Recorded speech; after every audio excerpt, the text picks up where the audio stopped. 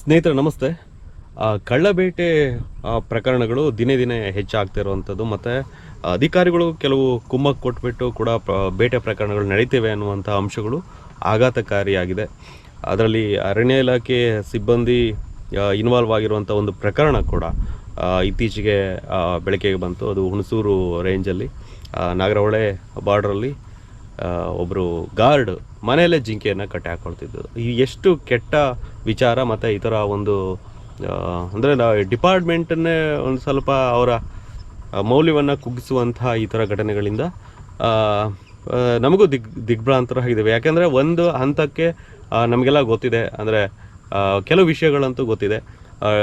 ಕೆಲವರು ಸಿಬ್ಬಂದಿಗಳು ಅಲ್ಲಲ್ಲಿ ಈ ಥರದ ಬೇಟೆಗಾರರ ಜೊತೆಗೆ ಸಂಪರ್ಕದಲ್ಲಿರ್ತಾರೆ, ಕುಮ್ಮಕ್ಕೂ ಇದೆ ಅಂತ ನಮಗೆಲ್ಲ ಗೊತ್ತಿದೆ. ಯಾಕಂದರೆ ಜರ್ನಲಿಸ್ಟ್ ಆಗಿಬಿಟ್ಟು ಸುಳ್ಳು ಹೇಳೋದಕ್ಕೆ ಆಗೋದಿಲ್ಲ, ಇವೆಲ್ಲ ನಮಗೆ ಗೊತ್ತಿತ್ತು. ಆದರೆ ಇವತ್ತು ಅದು ಓಪನ್ ಆಗಿ ಈ ಥರದ ಪ್ರಕರಣಗಳು ಸಿಕ್ಕಾಗ ಎಲ್ಲೋ ಒಂದು ಕಡೆ ಇಲಾಖೆ ಮೇಲೆ ಆ ಥರ ಬೇಸರ ವ್ಯಕ್ತವಾಗುವಂಥದ್ದು ಸಹಜವಾಗಿರುತ್ತೆ. ರಾಮನಗರ ಜಿಲ್ಲೆ, ರಾಮನಗರ ವಿಭಾಗನೇ ಬರ್ತದೆ. ಅಲ್ಲಿನ ಅಧಿಕಾರಿಗಳು ನಮ್ಮ ಬೆಂಗಳೂರು ಕ್ರೈಮ್ ಸೆಲ್ ಏನು ಅಪರಾಧ ನಿಗ್ರಹ ಕೋಶ ಮತ್ತು ಸಂಚಾರಿ ದಳ ಸ್ಕ್ವಾಡು ಇವರ ಸಹಯೋಗದಲ್ಲಿ ರಾಮನಗರ ಜಿಲ್ಲಾ ಪೊಲೀಸ್ ಸಾತ್ನೂರು ರೇಂಜು ನಮ್ಮ ಅರಣ್ಯ ಇಲಾಖೆ ಎಲ್ಲರೂ ಸೇರಿಬಿಟ್ಟು ಒಂದೆರಡು ಮನೆ ಮೇಲೆ ದಾಳಿ ಮಾಡಿದ್ದಾರೆ. ಅದರಲ್ಲಿ ಕೋಡಿಹಳ್ಳಿಯಲ್ಲಿ ರುದ್ರೇಶ್ ಅಂತ ಯಾರೋ ಒಬ್ಬರು ಮನೆ, ಇನ್ನೊಂದು ಶಿವಮಲ್ಲೇಗೌಡ ಅಂತ ಏನೋ ಇನ್ನೊಬ್ಬ ಆರೋಪಿ. ಇಬ್ಬರು ಮನೆಯಲ್ಲಿ ಒಂದಿಷ್ಟು ಸ್ಫೋಟಗಳನ್ನು ಮತ್ತು ಕಚ್ಚಾ ಬಾಂಬ್ ತಯಾರು ಮಾಡಲು ಬಳಸುವಂತಹ ರಾಸಾಯನಿಕಗಳನ್ನು ವಶಕ್ಕೆ ಪಡ್ಕೊಂಡಿದ್ದಾರೆ.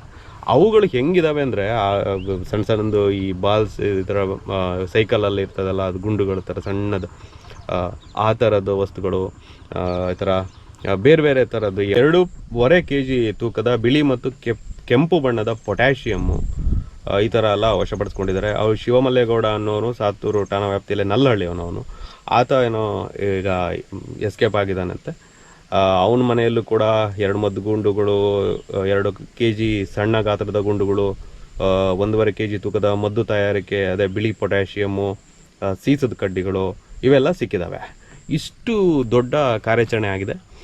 ಅಂದರೆ ಈ ಬೇಟೆಗಾರರ ಬುಡವನ್ನು ಅಲ್ಲಾಡಿಸುವಂಥ ಪ್ರಕರಣ ಇದು. ನೋಡಿ, ಭಾಳ ಮುಖ್ಯವಾಗಿ ಇದು ಬಹಳ ದೊಡ್ಡ ಸುದ್ದಿನೂ ಆಗಲಿಲ್ಲ. ನನಗೆ ಅದೊಂದು ಬೇಸರ ಅನಿಸುತ್ತೆ. ದೊಡ್ಡದಂದರೆ ಸಣ್ಣ ಸುದ್ದಿ ಆಗಿದೆ. ಬೇಟೆ ಆಡಲು ಉಪಯೋಗಿಸುವಂತಹ ಮದ್ದುಗುಂಡುಗಳನ್ನು ಅಥವಾ ಪರಿಕರಗಳನ್ನು ವಶಪಡಿಸಿಕೊಂಡಿದ್ದಾರೆ ಅರಣ್ಯಾಧಿಕಾರಿಗಳು ಅಂತ ಹೇಳಿದರೆ, ಆದರೆ ಇದು ಒಂದು ಬೇಟೆಯ ಒಂದು ಸ್ವರೂಪವನ್ನೇ ಬದಲಾಯಿಸುವಂಥ ದಾಳಿಗಳು ಇವೆಲ್ಲ. ಇವತ್ತು ಅವನು ಥರ ದಿನಸಿ ಅಂಗಡಿಯಲ್ಲಿ ಇಟ್ಟ ಹಾಗೆ ಈ ಹೆಸರುಬೇಳೆ, ಉದ್ದಿನಬೇಳೆ ಈ ಥರದ್ದೆಲ್ಲ ಗಂಟು ಕಟ್ಟಿ ಇಟ್ಟಿದ ಹಾಗೆ ಅಥವಾ ಇಟ್ಟು ಮಾರ್ತಿದ್ದಾರೆ ಅಂತಂದರೆ ಇವತ್ತು ನಾವು ಯಾವ ಮಟ್ಟದಲ್ಲಿ ಇದ್ದೀವಿ ಅನ್ನೋದು ಅರ್ಥ ಆಗುತ್ತೆ. ಜೊತೆಗೆ ಈ ವ್ಯಕ್ತಿಗಳು, ಇವರಿಬ್ಬರು ಆರೋಪಿಗಳು ಯಾರ್ಯಾರಿಗೆ ಮಾರಿದ್ರು, ಯಾರ್ಯಾರು ಅದನ್ನು ತೆಗೆದುಕೊಂಡು ಎಲ್ಲೆಲ್ಲಿ ಹಂಟ್ ಮಾಡಿದ್ರು, ಇದೆಲ್ಲ ಕೂಡ ಈಗ ತನಿಖೆಯ ಭಾಗವಾಗಿರಬೇಕು. ಅದು ಭಾಗವಾಗಿರುತ್ತೆ ಅಂತ ನಾವು ಅಂದ್ಕೊಂಡಿದ್ದೀವಿ. ಈ ಸ್ಫೋಟಕಗಳನ್ನು ಕುರಿತಾಗಿ ಈಗ ತನಿಖೆಯನ್ನು ಪೊಲೀಸರು ಮಾಡಬೇಕದು. ಪೊಲೀಸರು ಮಾಡ್ತಿದ್ದಾರೆ. ಆವಾಗ ಈ ಹಂಟರ್ಸ್ ಎಲ್ಲ ಸ್ವಲ್ಪ ನೆಟ್ವರ್ಕ್ ಬರ್ಬೋದು. ಇವರ ಜಾಲವನ್ನು ಭೇದಿಸಿರುವಂಥದ್ದು ನಮ್ಮ ಕ್ರೈಮ್ ಸೆಲ್ ಸಿಬ್ಬಂದಿಯ. ಅವರು ಹಿಂದೆ ಸಿಕ್ಕಂಥ ಪ್ರಕರಣಗಳಲ್ಲಿ ಅಲ್ಲಿಂದ ಹೇಗೆ ಬಂತು ಆ ಮದ್ದುಗುಂಡುಗಳು, ಅದರ ಆಧಾರದ ಮೇಲೆ ಸಿಕ್ಕ ಮಾಹಿತಿ ಆಧಾರದ ಮೇಲೆ ಅವ್ರನ್ನ ಟ್ರ್ಯಾಕ್ ಮಾಡ್ತಾಯಿದ್ರು. ಹಾಗಾಗಿ ಬಂದವು. ಈ ಕನಕಪುರ, ಈ ರಾಮನಗರ, ಈ ಥರ ಈ ಚನ್ನಪಟ್ಟಣ, ಈ ಕಡೆ ಸಾತ್ನೂರು ಈ ಭಾಗಗಳಲ್ಲಿ ಇಂಥವು ಜಾಸ್ತಿ. ಮತ್ತು ಜೊತೆಗೆ ತುಂಬ ಬೇರೆ ಬೇರೆ ಥರ ಇದೊಂದು ಸೂಕ್ಷ್ಮ ಪ್ರದೇಶಗಳು, ನೆನಪಿರಲಿ ಯಾವ ವಿಷಯದಲ್ಲಿ ಅಂತ ನಿಮಗೆ ಗೊತ್ತಿರುತ್ತೆ. ಈ ಥರದ್ದಾದಾಗ ಸಾಕಷ್ಟು ಜನರು ಒಂದಿಷ್ಟು ಪ್ರಭಾವವನ್ನು ಬಳಸಿಬಿಟ್ಟು ಇಲಾಖೆ ಮೇಲೆ ಒತ್ತಡ ತರ್ತಾರೆ. ಈ ಥರ ರೈಡ್ ಮಾಡಿರೋ ಅಧಿಕಾರಿಗಳಿಗೆ ಈ ಥರ ಗೊಂದಲಗಳಾಗ್ತವೆ, ಜಗಳಗಳಾಗ್ತವೆ, ಗಲಾಟೆ ಆಗ್ತವೆ, ಈ ಥರ ಎಲ್ಲ ಸಮಸ್ಯೆಗಳಿರ್ತವೆ. ಆದರೂ ಕೂಡ ಧೈರ್ಯ ಮಾಡಿಬಿಟ್ಟು ಅವತ್ತೆಲ್ಲ ಒಂದಿಷ್ಟು ಗೊಂದಲಗಳಾಗಿದ್ದಾವಂತೆ, ಈ ಥರ ಎಲ್ಲ ಹಿಡಿದಿದ್ದಾರೆ. ಅದಕ್ಕಾಗಿ ನಾವು ಅರಣ್ಯ ಮತ್ತು ಪೊಲೀಸ್ ಸಿಬ್ಬಂದಿಗೆ ಧನ್ಯವಾದಗಳನ್ನು ತಿಳಿಸ್ತಾ, ಮತ್ತು ಬಹಳ ಆಘಾತಕಾರಿ ವಿಷಯ ನಾನು ಹೇಳಿದ ಹಾಗೆ, ಈಗ ಹುಣಸೂರು ವಿಭಾಗದಲ್ಲಿ ನಮ್ಮ ನಾಗರಹೊಳೆ ಆಸ್ಪಾಸಲ್ಲಿ ಅಲ್ಲಿ ಪೊನ್ನಣ್ಣ ಅಂತ ಫಾರೆಸ್ಟ್ ಗಾರ್ಡು ಜಿಂಕೆಯನ್ನು ಕಟ್ಟಿ ಹಾಕ್ಕೊಂಡಿರ್ತಾನೆ. ಅದನ್ನು ಅವರು ನಮ್ಮ ಕ್ರೈಮ್ ಮತ್ತು ಸ್ಕ್ವಾಡ್ ಸಿಬ್ಬಂದಿ ಅದನ್ನು ಟ್ರ್ಯಾಕ್ ಮಾಡಿಬಿಟ್ಟು ಅವನನ್ನು ಹಿಡ್ಕೊಂಡಾಗ ಆತ ಹೇಳಿದ್ದೇನು ಅಂದರೆ ಅದಕ್ಕೆ ಆರೈಕೆ ಮಾಡೋದಕ್ಕೆ ಕಟ್ಟಿ ಹಾಕೊಂಡಿದೆ ಅಂತ. ಅವನ ನೆಟ್ವರ್ಕ್ಗಳು ಇನ್ನೂ ಭೇದಿಸಿದಾಗ ನಮಗೆ ಕಂಡು ಬಂದಿರೋವಂಥದ್ದು ಏನು ಅಂತಂದರೆ, ಆ ಜಾಲ ಆತನದ್ದು ಅವನದು ಇನ್ನೂ ಕೂಡ ಬೇಟೆಗಾರರಿಗೆ ಸಂಪರ್ಕ ಇತ್ತು. ಅವ್ನು ರೆಗ್ಯುಲರಾಗಿ ಬೇಟೆ ಮಾಡ್ತಿದ್ದ. ಆಮೇಲೆ 1.5 1000 ರೂಪಾಯಿಗೆ KGಗೆ ಮಾರ್ತಿದ್ದ ಜಿಂಕೆ ಮಾಂಸವನ್ನು ಅಂತೆಲ್ಲ ಮಾಹಿತಿಗಳು ಸಿಕ್ಕಿದೆ.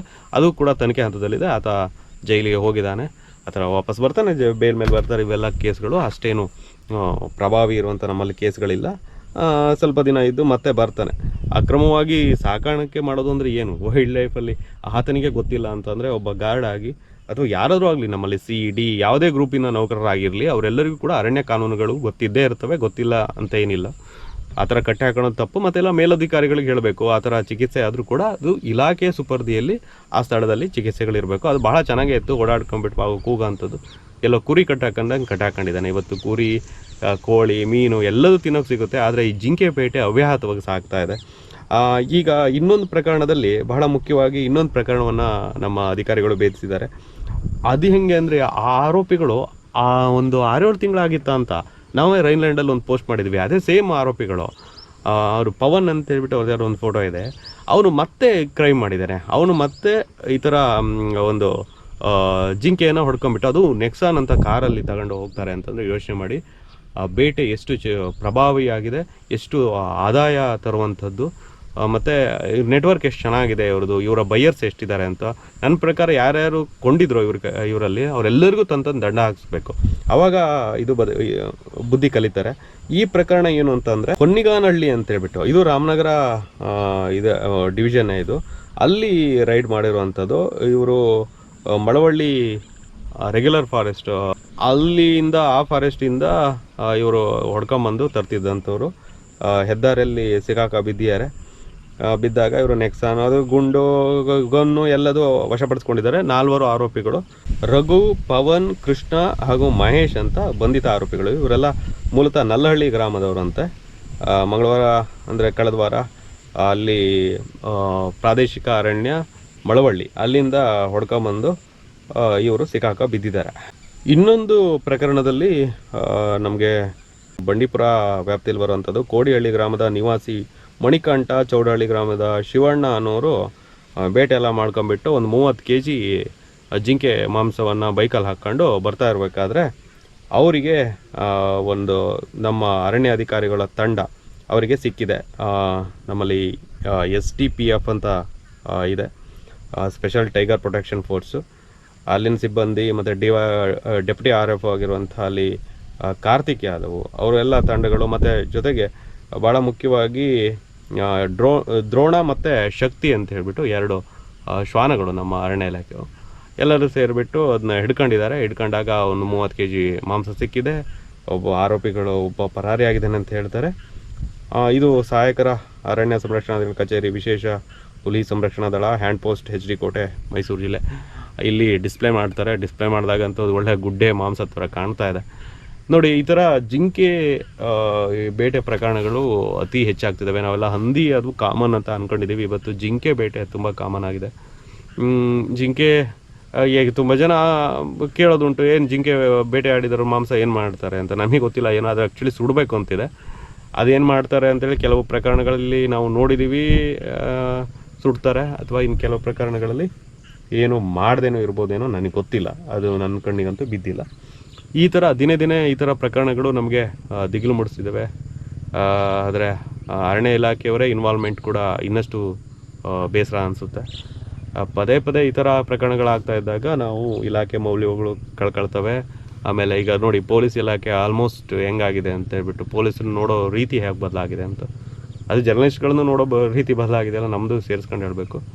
ಸೊ ಜರ್ನಲಿಸಮ್ಮು, ಪೊಲೀಸು, ಫಾರೆಸ್ಟು, ಇವೆಲ್ಲವುಗಳ ಸಮಸ್ಯೆಗಳು ಹೀಗೆ ಆಗೋಗ್ತದೆ.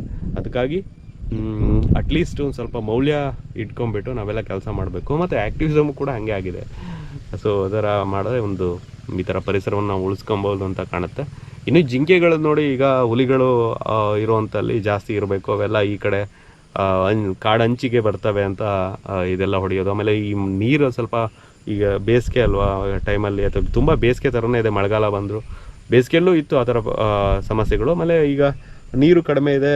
ಆಮೇಲೆ ಸ್ವಲ್ಪ ಎಲ್ಲೋ ಒಂದು ಸರಿ ಆ ಹಿಂಡೆ ಒಂದು ಸರಿ ಚಂಗನೆ ಜಿಗಿದ್ಬಿಟ್ಟು ಈಗ ಹಿಂಡೆ ಒಂದೊಂದು ಸರಿ ಏನಾಗ್ತವೆ ಅಂತಂದರೆ ವಿಚಲಿತ ಆಗಿಬಿಟ್ಟು ಬಂದ್ಬಿಡ್ತವೆ ಊರ ಕಡೆ. ನಾಯಿಗಳು ಅಟ್ಟಾಡಿಸ್ಕೊಳ್ತವೆ. ನಾಯಿಗಳಿಗೆ ಎಲ್ಲರೂ ಕಂಡುಬಿಟ್ಟು ಅಂದರೆ ಅವು ಮತ್ತೆ ಒಂದು ಸಪ್ರೇಟಾಗಿ 1-2 ಆ ಕಡೆ ಬಂದುಬಿಟ್ಟು ಬೇರೆ ಬೇರೆ ಕಡೆ ಸೇರ್ಕೊಬಿಡ್ತವೆ. ಇಂಥ ಸಮಯದಲ್ಲೂ ಕೂಡ ಜಿಂಕೆಗಳಿಗೆ ಆಪತ್ತಿರುತ್ತೆ. ಜಿಂಕೆಗಳಂದು ಅವುಗಳಿಗೆ ಅಂದರೆ ಆಹಾರ ಸರಪಳಿಯಲ್ಲಿ ಅವುಗಳು ಹುಲಿ, ಚಿರತೆ ಇದಕ್ಕೆ ಆಹಾರ ಆಗಬೇಕು. ಆದರೆ ಇವೆಲ್ಲ ನಮಗೆ ಆಹಾರ ಆಗ್ತಿದ್ವಲ್ಲ ಅನ್ನೋಂಥ ಬೇಸರ. Thank you.